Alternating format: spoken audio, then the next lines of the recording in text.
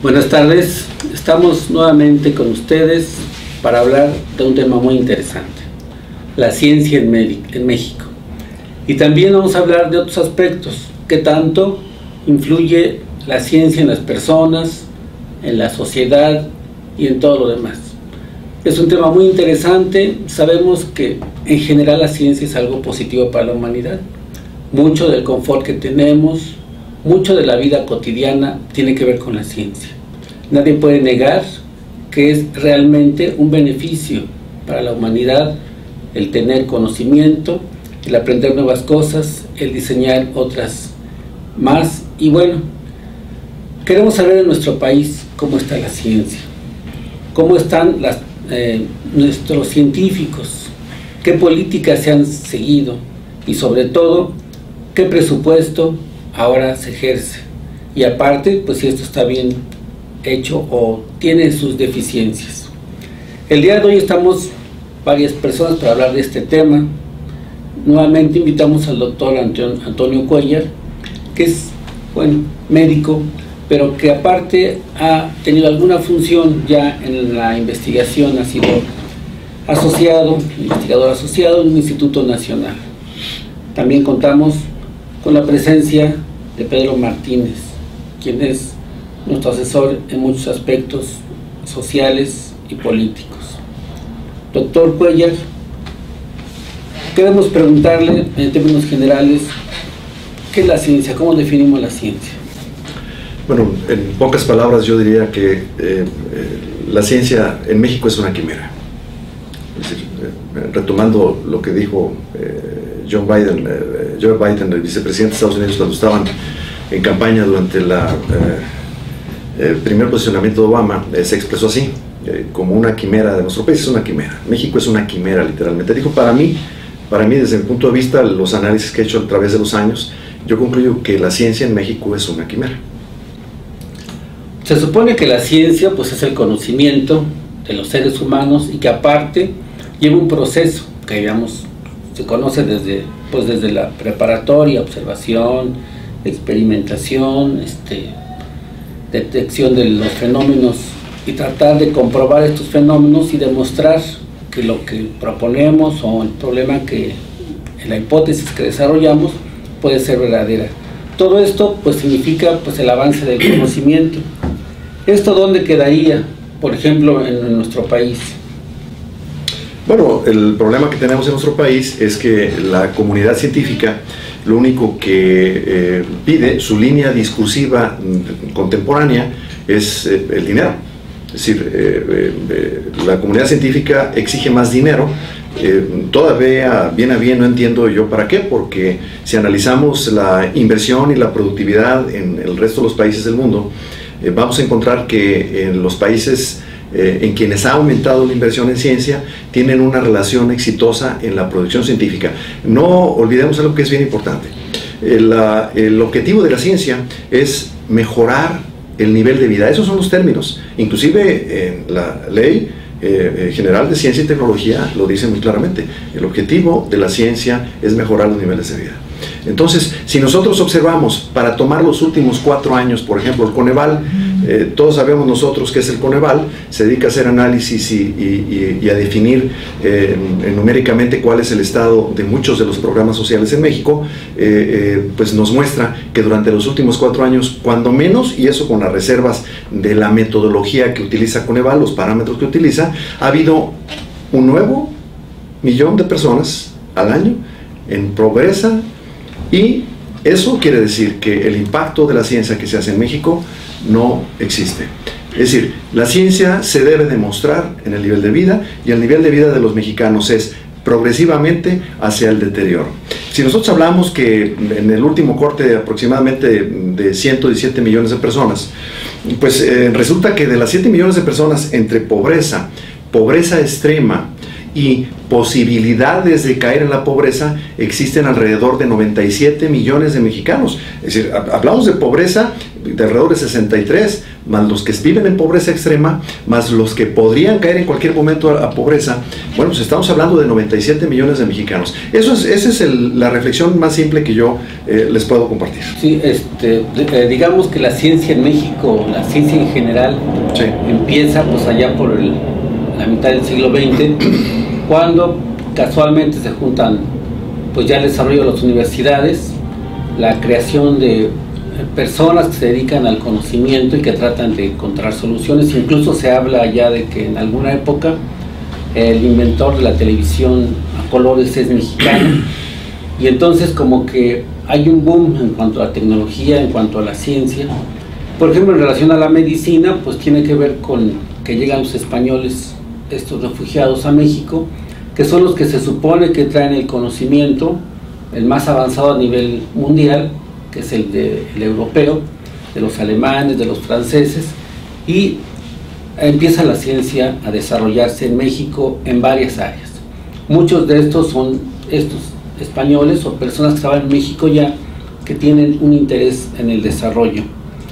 ¿Qué ha pasado? Porque recuerdo que hace algunos años no había estos cursos de maestrías, de doctorados, como que había otra forma de ser. No había plazas de investigadores, no había plazas para científicos, había plazas, por ejemplo, para médicos, para ingenieros, para químicos, pero no exactamente investigadores. Que estos investigadores ahora ya tienen sus plazas. Entonces de ahí se empezó a crear lo que llamamos el CONACYT, ¿no? El Consejo de Ciencia y Tecnología, donde proporciona becas para desarrollar la ciencia en México. Y después se desarrolló el Sistema Nacional de Investigadores, que ahora tiene ya una gran cantidad de investigadores. Hablamos de niveles 1, 2 y 3. Yo todavía recuerdo hace unos 25 años, cuando mucho 30, que se empezó con este proyecto de Sistema Nacional de Investigadores para estimular a estos investigadores, ya que en otras épocas muchos investigadores o personas con maestría o con doctorado en otros países llegaban a México y no tenían ni trabajo, ni había forma de ocuparlos. Y esta fue como una solución y aparte un beneficio para México. ¿Qué ha pasado con estas instituciones que se supone que son, pues bueno, quienes van a generar el conocimiento y la ciencia en México? El CONACYT y la otra parte, el Sistema Nacional de Investigadores. El SNI el Sistema Nacional de Investigadores tiene 30 años de haberse fundado. El año pasado hicieron un ejercicio, yo recuerdo muy bien, de actualización, porque se ha señalado reiteradamente que el SNI está rebasado hace mucho tiempo. El cálculo, de acuerdo a la información que tenemos disponible en las fuentes internacionales y nacionales, es que en México existen alrededor de 50,000 investigadores. Y en el SNI están registrados alrededor de 15,000, y digo entre 12 y 15 porque generalmente en las estadísticas el SNI lo que hace es incluir a los aspirantes para ser SNI 1. Entonces, en realidad, la pregunta aquí sería, bueno, ¿dónde están esos 35,000 investigadores? El CONACYT es un proyecto caduco, bien probablemente tuvo un origen bien intencionado, pero pues el SNI ahorita realmente no aporta ninguna solución a ninguno de los problemas nacionales. Lo que hace el SNI es tratar de controlar la inquietud que existe en la Academia Mexicana de Ciencias, que efectivamente se fundó por allá por los 50, junto con otras entidades de investigación. Pero realmente las instituciones como el CONACYT lo que hacen son tomar, en comparación con Brasil, por ejemplo, que tiene una cantidad impresionante de doctorados al año, graduados, mientras en México son más o menos 1,000 y fracción al año. En Brasil se reciben 6 o 7,000. Lo que llama la atención es que México tiene el doble de estudiantes del CONACYT en el extranjero en comparación con Brasil. Entonces, esa es una pregunta muy interesante. Es decir, ese dato no cuadra. ¿Por qué Brasil, que tiene un mejor posicionamiento en este momento en productividad, en inversión de la ciencia, en formación de recursos humanos y en infraestructura, tiene la mitad del número de personas? Es decir, estamos hablando que México tiene alrededor de 30,000, 30 y tantos mil estudiantes a través del CONACYT en el extranjero, y Brasil no tiene más de 14, 15 o 16,000. Entonces, las instituciones en nuestro país están rebasadas. Hoy por hoy, a donde se genera ciencia es en el CIMBESTAB, en la UNAM, en los Institutos Nacionales de Salud fundamentalmente, y en algunos lugares de provincia. La realidad es esa. Está considerada la ciencia como un instrumento a donde se han forjado cotos de poder al paso de los años, que es algo muy común aquí en México. Entonces, ¿existe gente honesta, decente, que hace investigación en México? Sí, sí existe, y hasta sufrida diría yo, porque apenas andan alcanzando a hacer algo de trabajos científicos, uno cada año, cada 2 años, para tratar de no ser dados de baja en el SNI y juntar 2 sueldos o tener 3 trabajos o 2 trabajos. La realidad es que la mayoría de los investigadores en México, hablo de los buenos investigadores, de los investigadores promedio, es gente muy decente. Hay un grave problema, que los cotos de poder en la ciencia tienen corrompido el sistema de ciencia. Se genera fraude científico. Yo tengo aquí 3 casos de estudio que demuestran muy claramente cómo se fueron conformando esos fraudes. ¿Es posible que haya fraude en esta situación? ¿No existe alguna auditoría, alguna supervisión, algo para que las personas no hagan fraude? No existe, no existe. La Academia Mexicana de Ciencias y el CONACYT tienen órganos que se encargan de vigilar el desempeño con ética. La ética es un concepto que se basa en valores morales. Hay un concepto que tiene muchos años y que se está abriendo internacionalmente y que se llama integridad científica. Lo que se pretende, y esta integridad se basa en valores de carácter científico, en la honestidad del investigador, en el método que utiliza, además del método científico, en el método que utiliza basado en morales, basado en la honestidad. Entonces, basado en valores como la honestidad. El asunto aquí... ¿No hay alguna sanción para el investigador? No existen sanciones. Yo tengo la experiencia de haberme dirigido al CONACYT, a la Junta de Honor. Si nosotros revisamos la Ley General de Ciencia y Tecnología y luego nos vamos al reglamento interno del CONACYT, si nosotros queremos señalar, o alguno de los pares que pertenecen al CONACYT quiere señalar alguna actividad científica irregular de alguno de esos compañeros, hay una entidad que se forma ex profeso y le llaman Junta de Honor.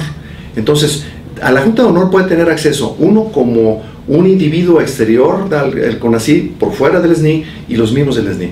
Nosotros, por ejemplo, hablando concretamente de los 3 casos, nosotros solicitamos al CONACYT, directamente al SNI, que se integrara la Junta de Honor para que hiciera una investigación, porque encontramos que se habían utilizado 2 o 3 millones de pesos para hacer un proyecto de investigación, y habiéndose solicitado a través de la Oficina de Transparencia del CONACYT cuáles eran los reportes que por ley debe de dar un investigador para el uso de ese dinero, se encontró que no existían reportes. Es decir, personas de ese perfil que son grupos crepusculares, que son los que tienen el control de la ciencia, son los que toman el dinero y no rinden las cuentas. Entonces nosotros descubrimos que había habido un plagio, que había habido un fraude científico en ese caso.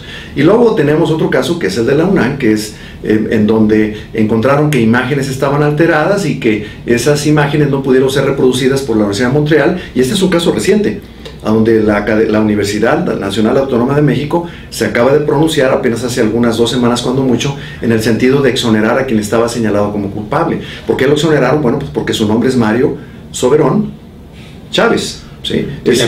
Sí, señor, es hijo del doctor Guillermo Soberón, y su esposa Alejandra Bravo están en el Instituto de Biotecnología de la UNAM. En 11 artículos mostraron imágenes manipuladas, truqueadas, para encontrar lo que ellos deseaban demostrar en esa publicación, y resulta que los canadienses jamás pudieron replicar. Recordemos que una de las características esenciales y de los requerimientos esenciales en la ciencia es su universalidad, es decir, debe de replicarse el conocimiento, la reproducibilidad. Si yo hago aquí un experimento bajo estas condiciones de carácter experimental en el laboratorio, yo tengo que tener la certeza de que si declaro esos resultados en otra parte del mundo, se va a replicar y van a ser los mismos. Bueno, aquí, ¿qué pasó con Mario Soberón? Bueno, que encontraron que había truqueado imágenes, y entonces directamente en el Instituto de Biotecnología, que no está dentro de la ciudad universitaria, tomaron acciones y determinaron que debía ser cesado 3 años, por ejemplo.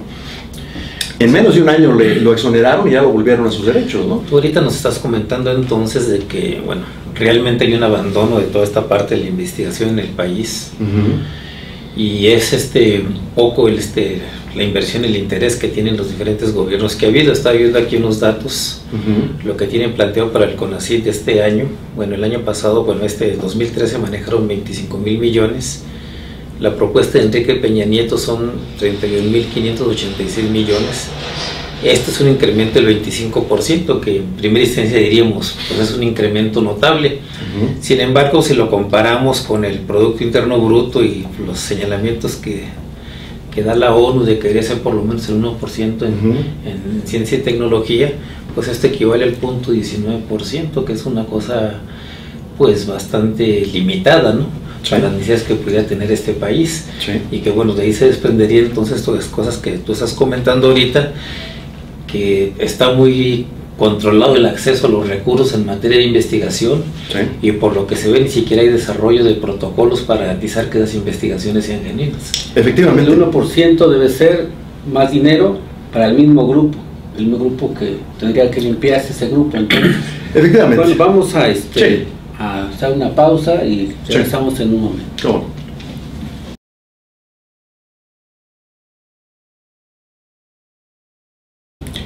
Bueno, continuamos con nuestro tema muy interesante y ya el doctor Goya nos ilustra de un caso que él ha seguido con cuidado. ¿Existen más casos de esto, Toño? Yo creo que es interesante saber los detalles y si hay personas involucradas en esto o cómo se descubrió. Sí, en Colmex y Salud, que somos una ONG, que somos un colegio nacional porque tenemos dentro de nuestra competencia el territorio nacional, somos un colegio nacional constituido por médicos de los Institutos Nacionales de Salud y hospitales de alta especialidad, que procuramos hacer un análisis de los sistemas de salud y ciencia de tal manera que al detectar irregularidades las denunciamos con mucha claridad y propongamos soluciones.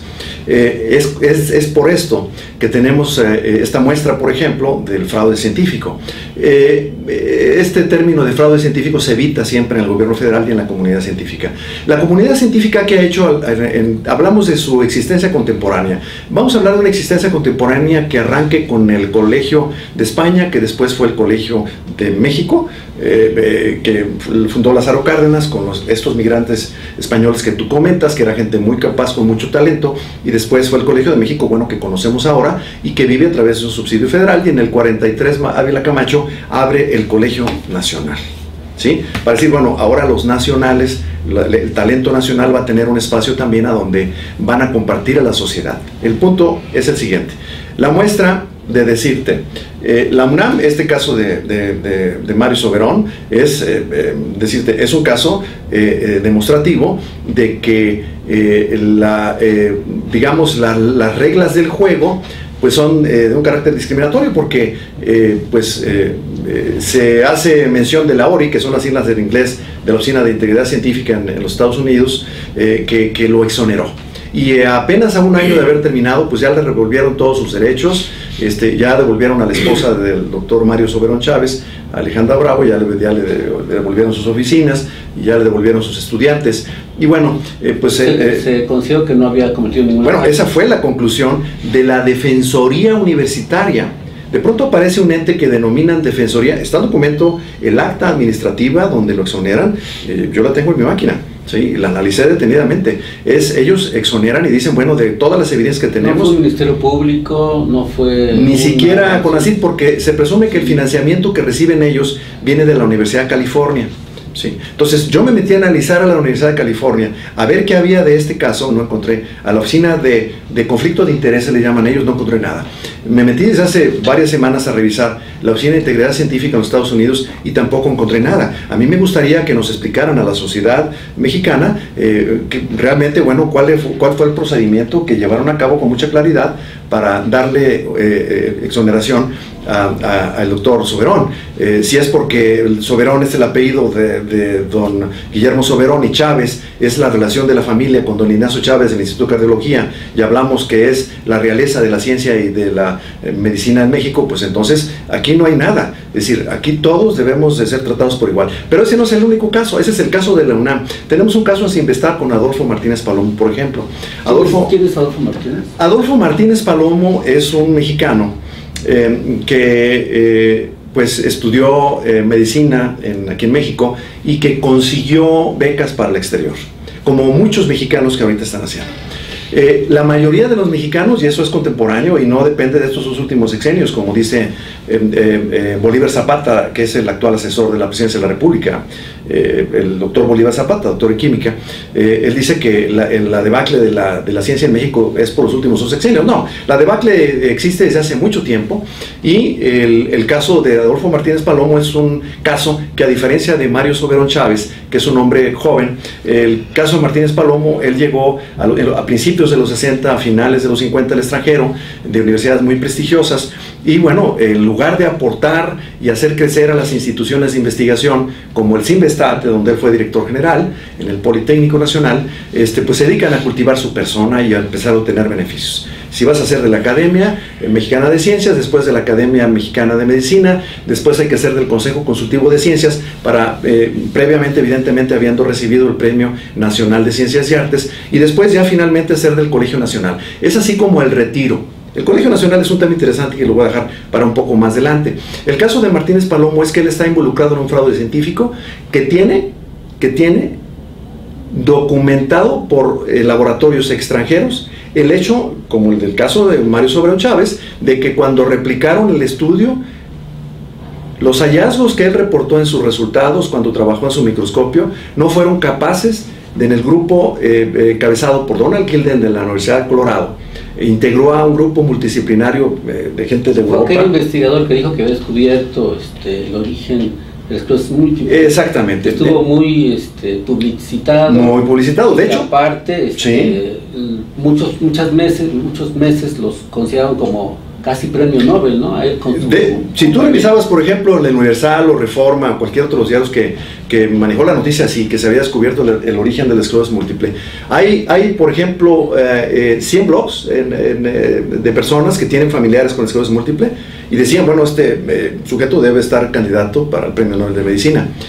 Cuando lo cita Aristegui al equipo de investigadores, incluyéndolo a él, pues Aristegui no encontró lo que había escuchado que habían dicho ellos finalmente. Pero eso fue desde el punto de vista mediático. Aquí lo importante es que con recursos de los Institutos Nacionales de Salud de los Estados Unidos y de la Sociedad Americana de Esclerosis Múltiple, replicaron de inmediato el estudio, y en menos de 10 o 12 meses, Donald Gilden demostró que lo que había dicho Martínez Palomo, utilizando inclusive el mismo modelo de microscopio. No utilizaron uno más avanzado, utilizaron el mismo modelo de microscopio que utilizó Adolfo Martínez Palomo. Bien, este es un ejemplo. ¿Pudo haber sido un error involuntario? No fue un error involuntario, definitivamente, porque él no lo ha declarado así. Es decir, Adolfo Martínez Palomo, hoy por hoy es una muestra de lo que no debe de hacer un investigador en México. Esa es la respuesta por la que la tasa de inscripción a la licenciatura de las ciencias en las universidades es la más baja de todas las licenciaturas. No avanza al 1.4, 1.5%. Los jóvenes no quieren estudiar ciencia. ¿Por qué? Porque la ciencia en México está monopolizada por grupos como los de Adolfo Martínez Palomo, que además fue señalado como autor de malversación de fondos mientras fue director general de CINVESTAT, de nepotismo, y estuvo inhabilitado durante un buen tiempo. ¿Por ese motivo? Por otros motivos. Es decir, aparte, Pedro, es decir, Adolfo Martínez Palomo es un investigador que ha demostrado no tener honestidad en su actividad profesional, y ha gozado de los beneficios de todos los mexicanos. Es decir, todos los mexicanos que pagamos impuestos participamos para que salga aproximadamente 140 millones de pesos de presupuesto al Colegio Nacional, y de ahí le paguen una jugosa dieta mensual a Adolfo Martínez Palomo, ¿sí? Entonces, ese es el otro ejemplo. Ya hablamos del caso de la UNAM,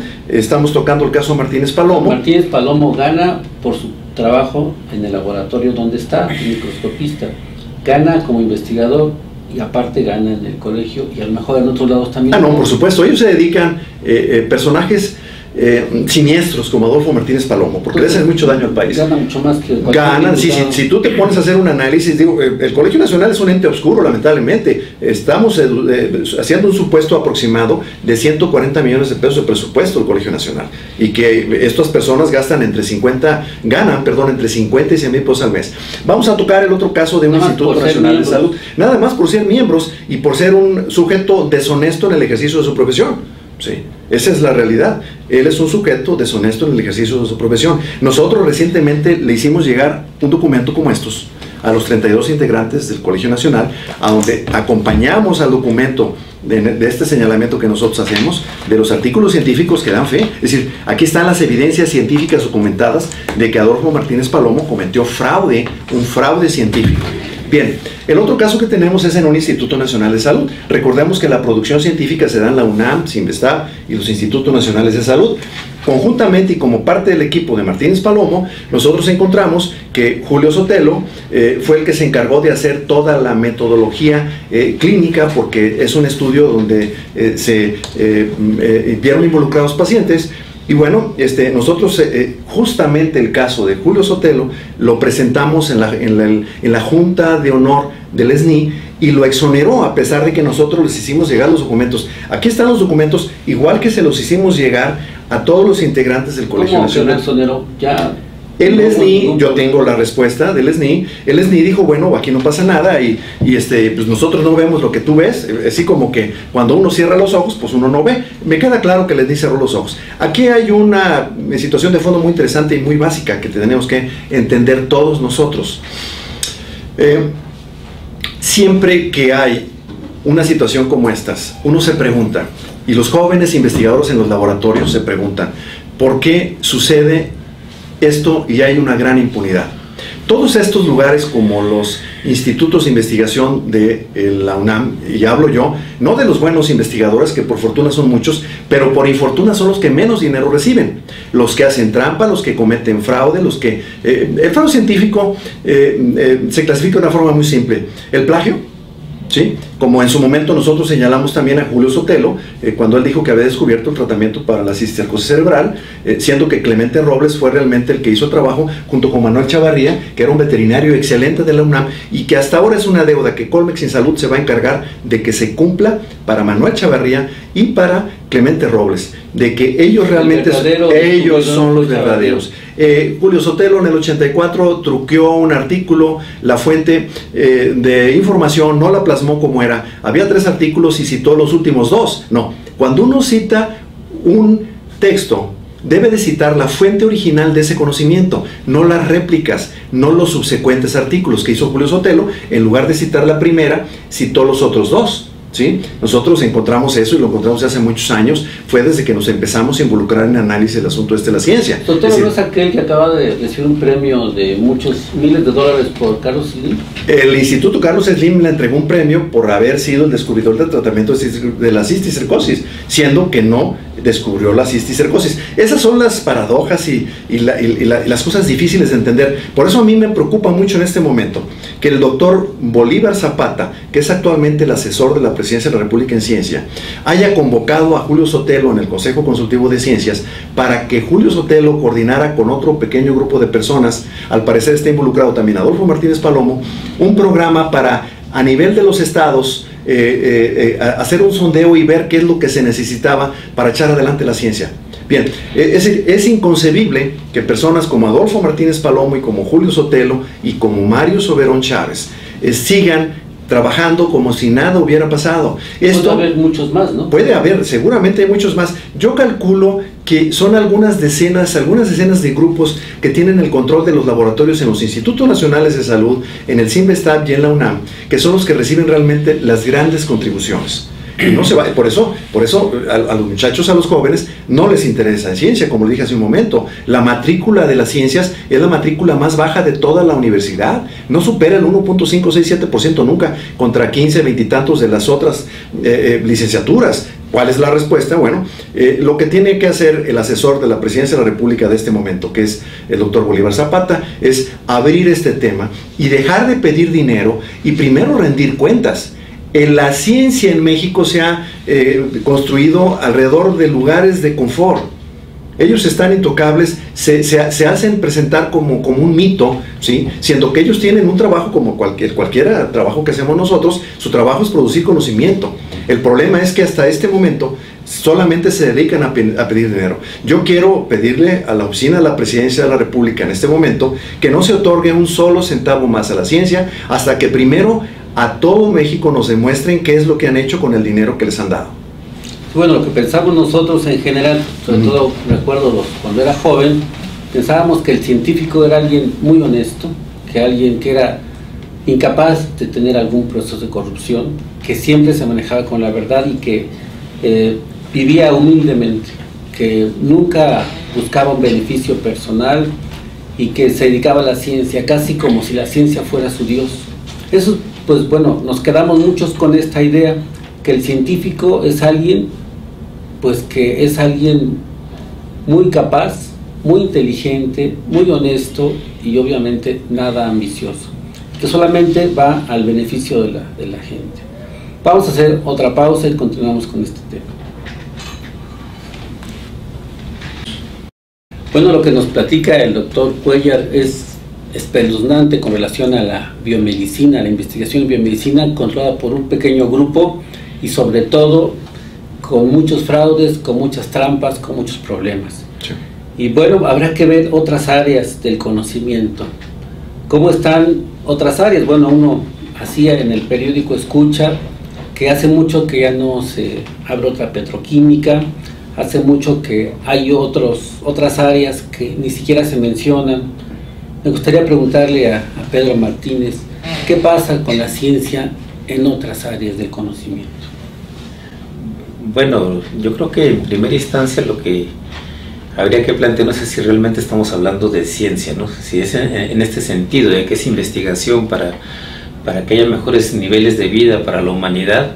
Bueno, es muy evidente que todos los procesos de investigación, no nada más aquí, sino en el mundo, pues están orientados a que siga sobreviviendo el capital y que en función de eso tenemos, no sé, multitud de valores de uso que nos imponen y demás, que muchas veces son totalmente perjudiciales a nuestra salud e incluso a nuestros desarrollos sociales y culturales, ¿no? Eso es lo primero que habría que cuestionarse, ¿no? O sea, ¿qué tanto realmente se está haciendo investigación científica en ese terreno?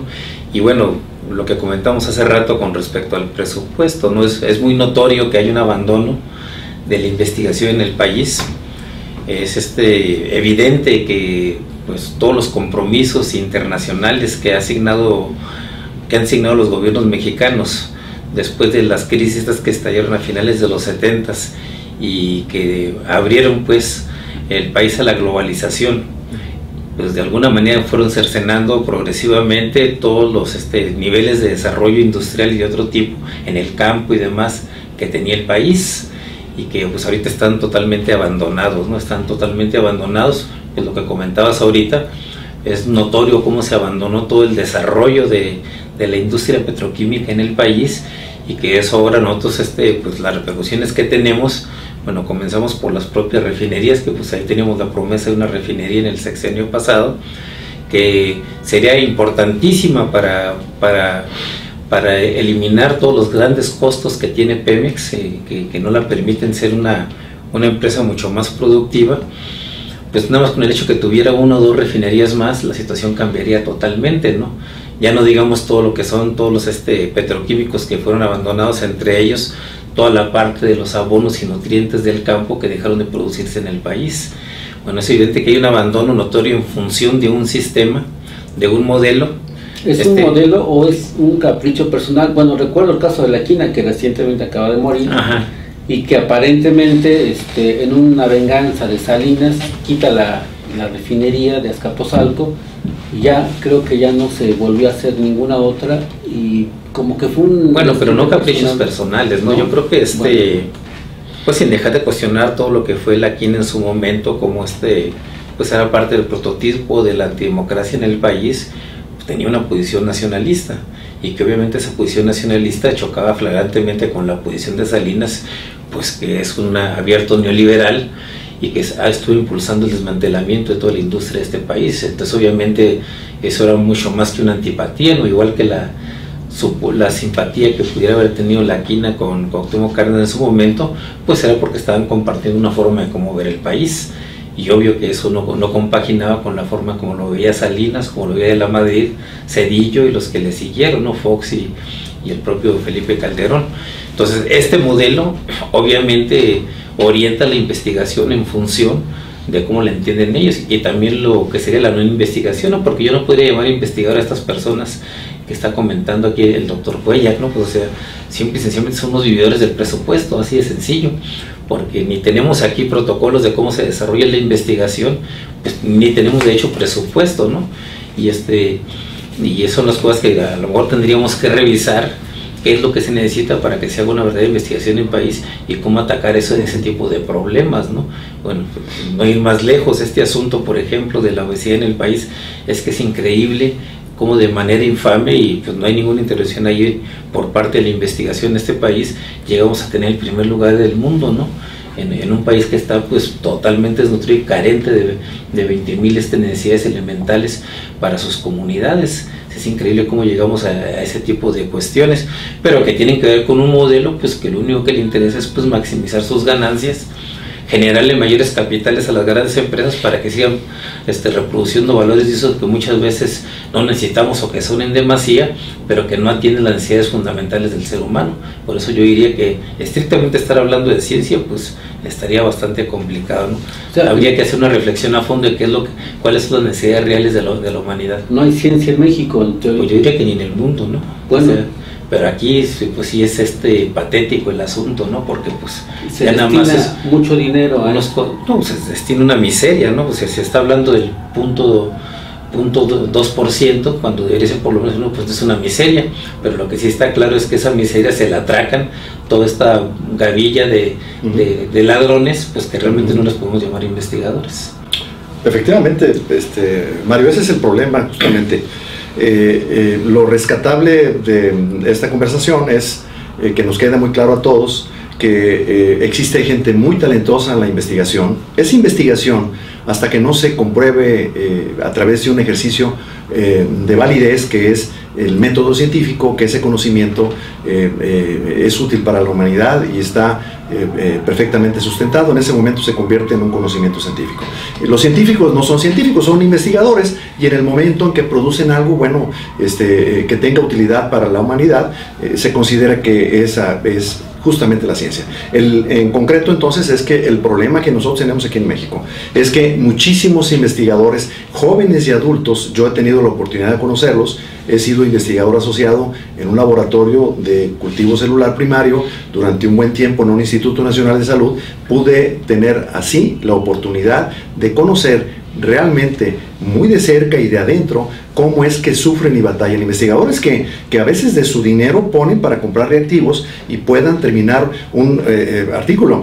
¿Por qué? Porque si no lo sacan del SNI, o se tienen que conformar la gran mayoría en ser coautores. Son los talacheros de Julio Sotelo, son los talacheros de Mario Soberón, son los talacheros de Adolfo Martínez Palomo. ¿Qué no así será la estrategia en general, que alguna vez Julio Sotelo, Martínez Palomo, etcétera, fueron también talacheros, y ahora, ya que están en el poder, ahora tienen sus talacheros y hacen sus trampas? Ese es el camino que se les enseña. Justamente ese es el camino que se les enseña. Entonces, ¿qué pasa en ese camino que tienen que transitar para llegar ellos a ser la cabeza, el patrón del barco? Que gente valiosa, no todos llegan a tener las oportunidades que ellos tuvieron, que gente valiosa se la pasa toda la vida, nunca van a ser primeros autores ni autores correspondientes, es decir, aquellos que dan su dirección para que entren en contacto los lectores con el contenido del documento, que son realmente los primeros autores. Entonces, aquí ellos, que son la mano de obra mexicana de la poca ciencia que se produce, ocupan el segundo o el tercer lugar, que es el 80, el 90% de las personas. Vamos a los laboratorios a investigar qué está ocurriendo en ese sentido y nos vamos a dar cuenta que así sucede. ¿Tú qué opinas? Sí, mira, yo lo que te comentaría es que no, o sea, definitivamente no. O sea, las gentes que están en las burocracias, pues es como las cosas estas de cómo se heredan los poderes, no nada más se transmiten de una familia a otra, en los propios grupos se asimilan todos esos controles del poder.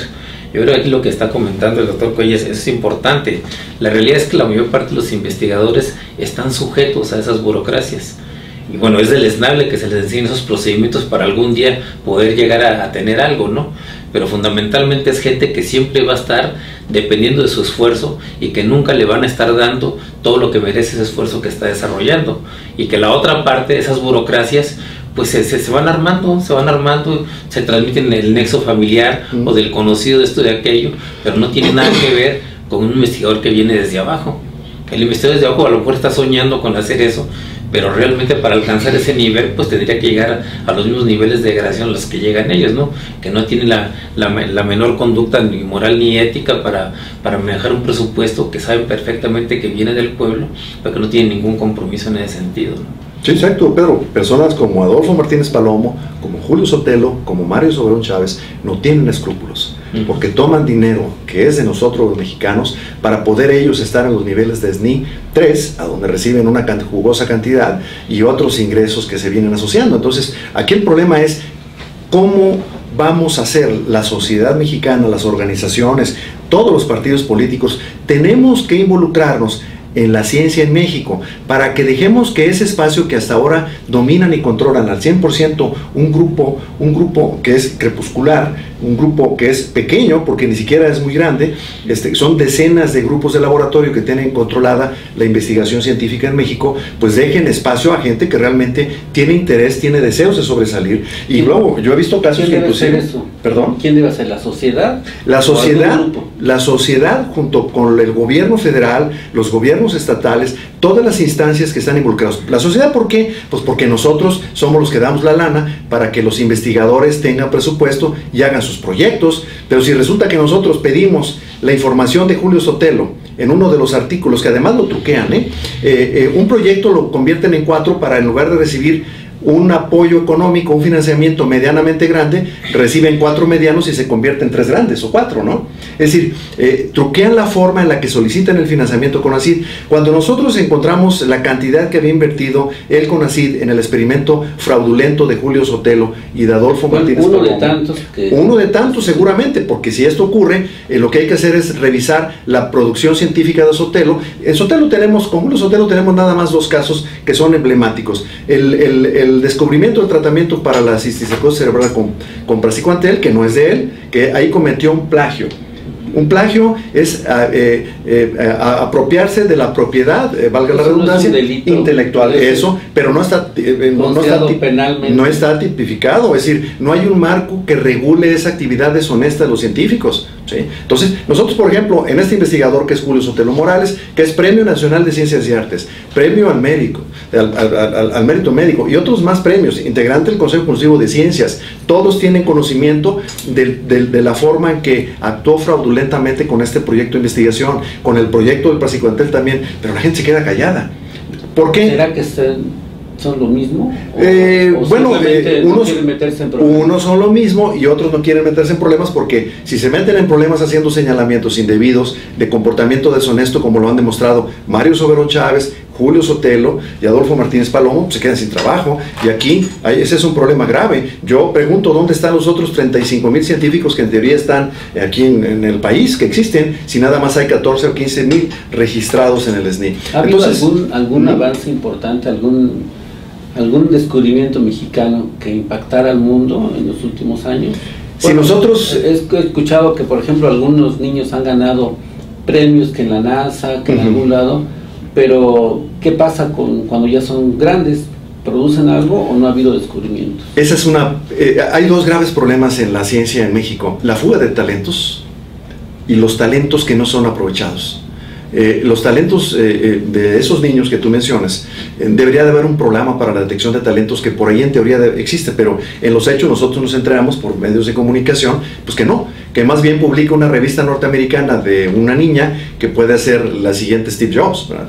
Es decir, Steve Jobs, es decir, o Bill Gates, es decir, estamos hablando de gente con mucho talento. Esos son los graves problemas. Primero, que no hay un impulso gubernamental. ¿Por qué? Porque, bueno, pues el gobierno mexicano no tiene confianza en los científicos mexicanos. La sociedad no tiene confianza en los científicos mexicanos. Lo que hay que hacer entonces, y por eso la sociedad tenemos autoridad, es que nos involucremos la sociedad en estos procesos, y que no el doctor Bolívar Zapata tome un proyecto con el Consejo Consultivo de Ciencias, con el CONACYT y la Academia Mexicana de Ciencias, para ir a auscultar a toda la República en todos los niveles de investigación y de las áreas sociales, básicas y biomédicas, qué es lo que se tiene que hacer para entregarle al presidente de la República y justificar un incremento en inversión en la ciencia. No, eso no es suficiente. Lo que tiene que hacer el doctor Bolívar Zapata es escucharnos a todos y debatir esto en un espacio bajo respeto absoluto, pero con evidencias documentadas de cada uno de los señalamientos que tenemos. Así es de simple.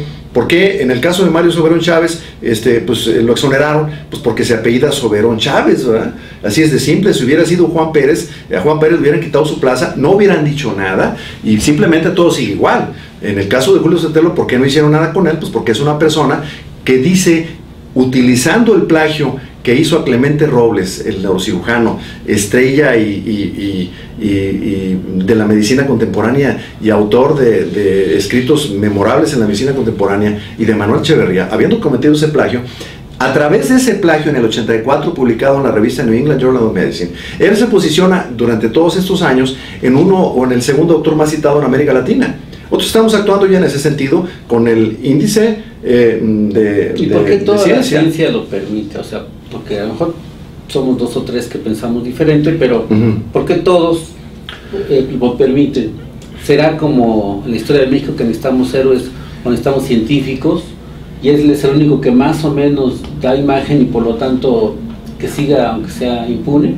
¿O cuál será la explicación? Yo creo que es el sistema político, ¿no? Sí, que tenemos, o sea, porque tenemos de décadas y además es parte de la historia de nuestro país un control vertical de los instrumentos de poder, ¿no? Y que, bueno, fueron muy notorios en los gobiernos priistas que se dieron de los años 40 a fines del milenio, y bueno, ahorita lo estamos volviendo a ver otra vez, ¿no? Con estas formas que están revitalizando con lo que llaman ellos el Pacto por México. O sea, se está volviendo a tener una mayor concentración del poder en el país, al revés de lo que debería suceder, que lo que tendríamos que tener es una sociedad mucho más madura, mucho más informada. Bueno, el propio pacto menciona ahí en uno de sus puntos una cuestión que es fundamental, la transparencia, pues la rendición de cuentas. Pues es evidente que no va a avanzar nunca ese punto, ¿no? Pero para que realmente se notara esta participación social y se evitaran este tipo de cosas, pues mínimo tendría que haber otros 2 elementos. Uno de ellos es la revocación de mandato, porque aquí en este país simple y sencillamente no se sanciona a nadie, ¿sí? Hay una impunidad absoluta, aparte de la corrupción hay una impunidad absoluta, no se sanciona a nadie. Y la otra es la Contraloría Social. O sea, todos los aparatos públicos que hay en el mundo son una expresión entre comillas de lo que han avanzado esas sociedades. Lo público es lo que realmente beneficia a toda la sociedad, y sin embargo la gente no tiene acceso a controlar absolutamente nada de eso, ¿sí? Los trabajadores, que son los que desarrollan con mayor precisión, diagnostican problemáticas y demás, pues son ignorados, como es el caso del sistema de salud de este país, ¿no? Se ignora a la gente que está todos los días viendo el problema, y lo que se privilegia son los intereses de mafias y de burocracias, precisamente porque faltan estas 3 cosas fundamentales: rendición de cuentas, que obviamente va muy ligado con lo de la transparencia; revocación de mandato, para que realmente se pueda poner en su lugar a todas estas personas que no cumplen con las obligaciones que tienen para con los ciudadanos; y Contraloría Social, porque toda esta farsa que tenemos de que dice que hay contralorías institucionales, pues sí son juez y parte, Jamás se va a poder cambiar nada si no hay una intervención más abierta de la gente, y la gente, para que pueda intervenir, pues necesita mayor información. Esto que estamos platicando ahorita, yo les aseguro que el 90 y tantos % de los mexicanos lo ignora, y aún aunque logremos meter algún nivel de difusión en el internet y demás, pues va a verlo la gente más interesada, pero mucha gente ni por aquí le pasa el nivel de corrupción que tiene el sistema de salud de este país y todo el área de investigación del país, ni de casualidad. Entonces falta muchísima información, y eso solo se conseguiría pues teniendo otro tipo de sociedad. Es obvio que no se consiguió con todo lo que desarrolló el PRI durante décadas, no se consiguió con lo que desarrolló el Partido de Acción Nacional en sus 2 ejercicios de gobierno. Se necesita una nueva forma de cómo el pueblo mexicano haga valer el artículo 39 constitucional, donde pues dice claramente que la soberanía reside en el pueblo, y él tiene que decidir qué tipo de gobiernos tiene. Los que tiene ahorita no le pueden garantizar esto que tú estás preguntando. Simple y sencillamente, ¿por qué? Porque hay una cama de burocracias que están privilegiando sus intereses por encima del interés nacional. Sí, yo, por ejemplo, conclusión, sí, yo puedo concluir que hay un dato interesante que debemos de reflexionar con mucho cuidado. De la inversión en la ciencia, México de fuentes extranjeras no supera el 1.5, 1.7%, anda jugando ahí con las décimas de puntos porcentuales. La pregunta sería, bueno, ¿y por qué Chile recibe arriba del 8%? como fuente de inversión extranjera. Hablamos de ese 0.40 y tantos %. Si nos comparamos a Chile, que es un país que lleva una dirección de carácter vanguardista en Latinoamérica en muchos aspectos, en el caso hablando de la ciencia, ¿por qué las fuentes de financiamiento para la ciencia en México no superan al 1 y fracción por ciento? ¿Y por qué Chile tiene el 8%? Yo les voy a contestar, les voy a dar mi opinión. Yo considero que la razón es confianza. Las fuentes de inversión extranjera para hacer investigaciones científicas no tienen confianza en México, por favor. Conocen perfectamente bien la cultura del mexicano, así que aquí tenemos un tema muy importante que hemos puesto sobre la mesa y que tiene que ver con la ciencia en México, la corrupción y el fraude científico. Tenemos que atacar la corrupción en la ciencia en México, tenemos que combatir el tráfico, el tráfico de influencias, evidentemente, que está de la mano de la corrupción, y tenemos que combatir el fraude científico. Por eso Colmex y Salud fue la primera organización que participó en promover la integridad científica a nivel mundial en un foro internacional. Mi pregunta es: ¿por qué el gobierno mexicano no ha tenido presencia? Colmex y Salud participó a través de mi persona. Tengo yo participación en uno de los capítulos a donde hablo de la importancia y la necesidad de que exista en México una oficina de integridad científica para asegurarse que lo que se invierte en ciencia realmente va a los laboratorios y rinde en cuenta a aquellos que reciben ese presupuesto de todos nosotros y que utilizan para trabajar. Hay que rendir cuentas, Pedro, como tú bien lo dices. Bueno, aquí está la solución, nada más que se necesita voluntad política. El doctor Bolívar Zapata no ha hablado nunca de este tema. Él habla de que toda la ciencia se cayó su inversión los últimos 2 sexenios, y con todo respeto para el doctor Bolívar Zapata, yo digo que no. La ciencia está descuidada en México históricamente, ¿sí?, en infraestructura humana y en infraestructura material, y que no le eche nada más la culpa a los últimos 2 sexenios para decir, bueno, ahora viene el nuevo partido y vamos a aumentar la lana y vamos a tener más lana. No, aquí sí va a haber más lana. Lo que necesitamos es rendir cuentas. Si va a haber más lana, vamos a ver ¿qué estás haciendo con lo que tienes ahorita y qué piensas hacer? Porque aquí está la relación de productividad. Esas son las relaciones básicas de productividad. Entonces, en conclusión, nosotros efectivamente necesitamos transparentar y hacer que rinda cuentas la ciencia en México. Hay corrupción y hay fraude científico, y aquí les mostré a ustedes 3 casos de estudio con mucha claridad. Muchas gracias. Bueno, pues damos las gracias y seguiremos con otros temas. No nada más de la sociedad en general. No, estaba yo viendo el otro día un video le empiezan a preguntar a chavos del TEC de Monterrey la problemática del magisterio. No saben, se llevan por la campaña de satanización, pero no tienen ni idea de cuál es la problema. Te vas a la Ibero y la Salle y la Nahua y es lo mismo.